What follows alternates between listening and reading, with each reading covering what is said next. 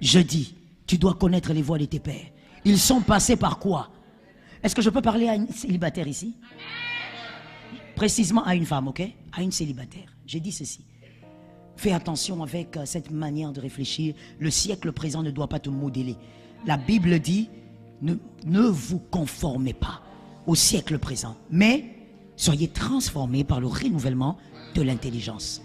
Mademoiselle, arrête de nous venir avec des théories comme quoi, écoute, je peux l'épouser, même si il ne croit pas en Jésus, mais il croit en quelque chose. Tout ça parce qu'il y a la chaleur du mariage qui te brûle. La chaleur du mariage comme si tu étais sur un four. Ça te brûle. Non, le mariage n'est pas un camp des réfugiés.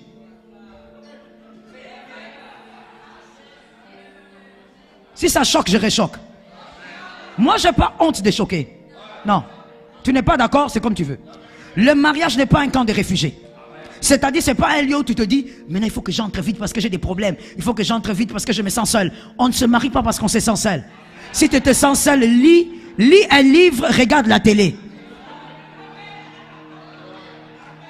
Si tu te sens seul, va marcher, va marcher. Va marcher, va faire les 100 pas sur l'avenue, va marcher. On ne se marie pas parce qu'on se sent seul.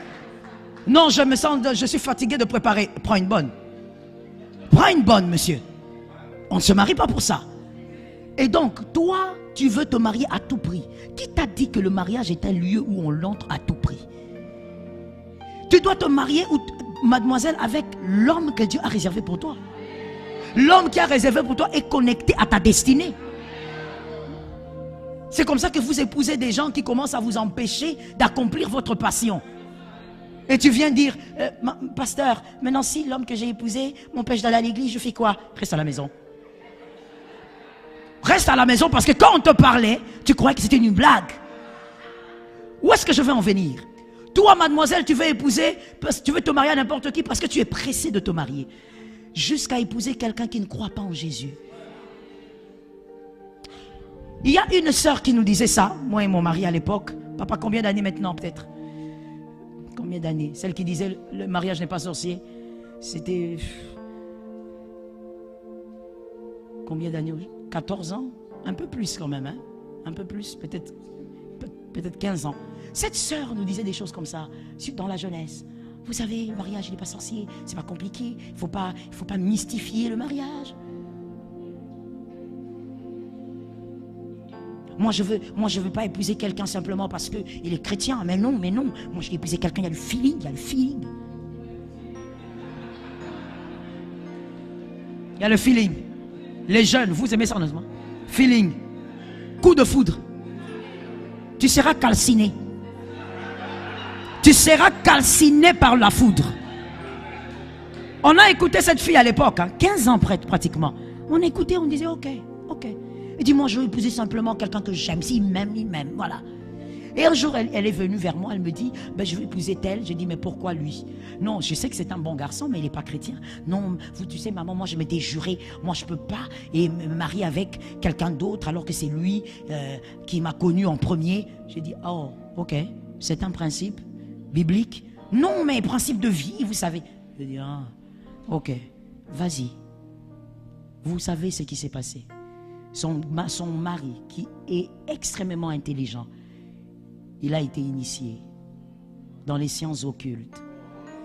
Eh oui, cette belle fille dormait tous les jours dans une église qui était juste à côté. Ce n'était même pas chez nous qu'elle venait dormir. Parce que si elle venait, j'allais lui dire, tu fais quoi ici? Oh non, moi je ne suis pas comme mon mari. Mon mari, s'il te voit, il va te prendre, il te dit ça va aller, Jésus est là. Moi...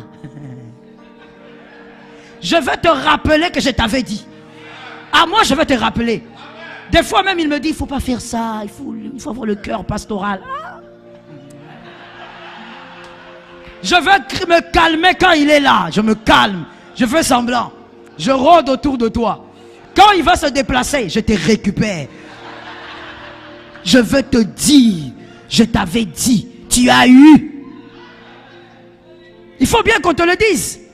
Elle est allée, je vous assure, elle commençait à dormir tous les jours dans une église. Mais quand on m'a parlé de cette église, j'ai dit, mon Dieu, est-ce qu'elle pouvait autrefois entrer dans une église comme ça? On était choqués. tous les jours. Pourquoi? L'homme est entré dans les sciences occultes. Quand ton mari entre dans les sciences occultes, tes enfants sont en danger. Un jour, tu risques d'apprendre qu'il a couché avec ta fille. Est-ce que vous pensez à ça, les filles, quand vous voulez nous amener des non-chrétiens ici? Vous pensez à ça? Vous pensez à l'avenir? Celui qui ne connaît pas Jésus peut entrer partout. Est-ce que tu es préparé à ça? Je te dis, la première solution, ne passe pas par les voies de tes pères. Ton père a beaucoup aimé les femmes, discipline-toi. Prie, demande au Seigneur de t'aider. Fouillez l'impudicité, la Bible dit. Tu sais qu'il y a ces cris, les cris des douleurs des pères qui sont derrière toi. Arrête de t'exposer avec les femmes n'importe comment. Tu dois te connaître et connaître ton histoire.